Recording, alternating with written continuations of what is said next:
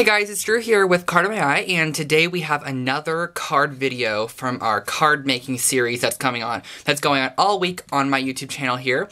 And I thought for this card series we would go ahead and use the same exact paper pad for every card this week. So we're going to stick to our everyday Flair paper pad that we've been using. We used it on our first card, which was this card that I did yesterday. So if you want to go check out yesterday's video to find out how I created this card, you can go ahead and do so. And we are going to start off this card using a piece of 6x6 craft cardstock. And a lot of people asked after my video yesterday what craft cardstock I used. I used the Nina 80-pound environmental cardstock that you can get from Simon Says Stamp. That's the cardstock I use. I couldn't find anywhere to actually find a good price on it, and Simon Says Stamp had it, so I tried it out, and I really like that cardstock.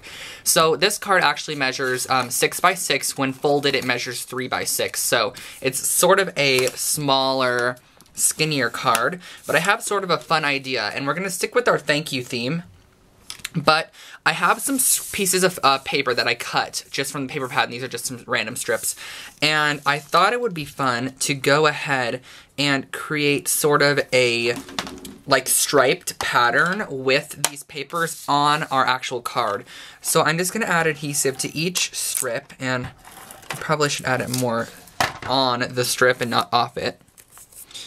And I'm just going to, I want to leave a gap. I know I want to leave a gap, so I'm going to start off by just placing one of the strips like that. And then I'm going to need one of the smaller strips to go on this ending piece here. Do I want to use a yellow or... It's on the back side of that one. Okay. I'm going to go ahead and add adhesive on top of that one. And just... I know I want to have a space, like right here, because I want to add my sentiment diagonal on the card.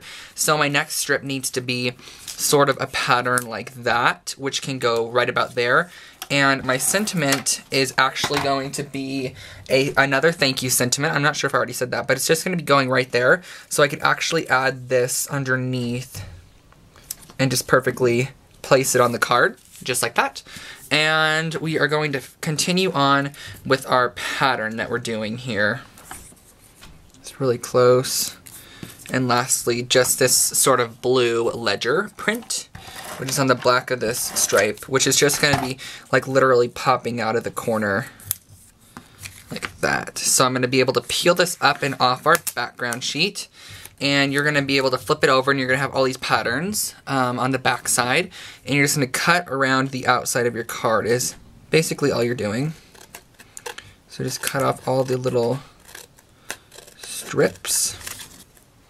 Alrighty, so we have all those strips cut off, and I'm just going to put this off to the side. And then you're going to have a card print that looks like this, and I think that's so fun. It's really different. And our thank you sentiment is actually just going to be stamped right in here. I'm hoping I left enough room now that I'm looking at it. So, oh well, if I didn't, it could overlap a tiny bit, but I much prefer it did not. And so, I'm just going to go ahead and use my Mento Rich Cocoa dye ink. And so, it was from a whole thank you set. I'm just going to stamp the word thank you on the diagonal like that. So see how fun that is? I think that's so neat. Love the way that actually turned out. It's way better than I imagined. And then I'm going to add some random gel pen dashed lines across some of these papers. So I'm just going to do them here and there, just wherever I feel like a little bit of extra added detail needs to be done.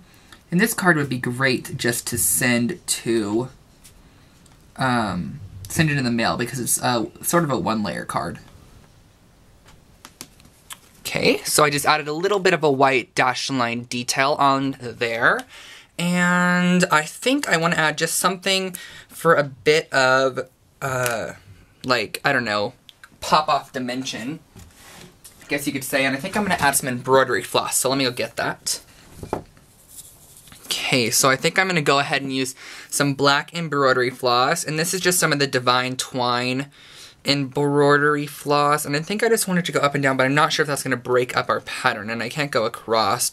Well, I guess I can at the very bottom, but rather just go up and down somewhere on our card, maybe over on the edge here. think I'm just going to go ahead and do it. So I'm going to go and just cut a little slit, and the fold of our card is at the top here, so if you can see there's a fold. So I'm going to go ahead and just cut into our fold a little bit. You don't need to cut much into it. So you're going to have this hole. Can you see the little eye right there? And then you can go ahead and string your thread, or your string, or whatever you're using, through that hole. You may want to use a needle, and I want to go through a couple of times. So I'm going to cut off enough thread to go through just a few times, and if I can cut it off. There we go.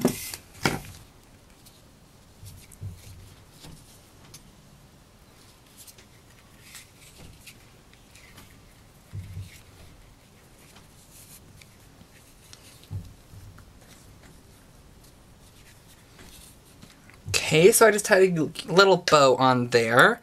Let's go ahead and trim those tails off of our thread. And I think that is about all for our card. Totally love the way this card turned out. It'd be great to mass produce and also use up your little scrap pieces of patterned paper that you have left over. And it's just a very simple card that's perfect for mailing. So I hope you enjoyed the day 2 of this, I guess you can call it Everyday Flair card series that I am doing all week this week. And you can check out day 1 that I did yesterday. And don't forget to tune in tomorrow and the next day for day 3, 4, and 5. Thanks so much for watching, guys, and I will catch you all next time. Bye, everyone.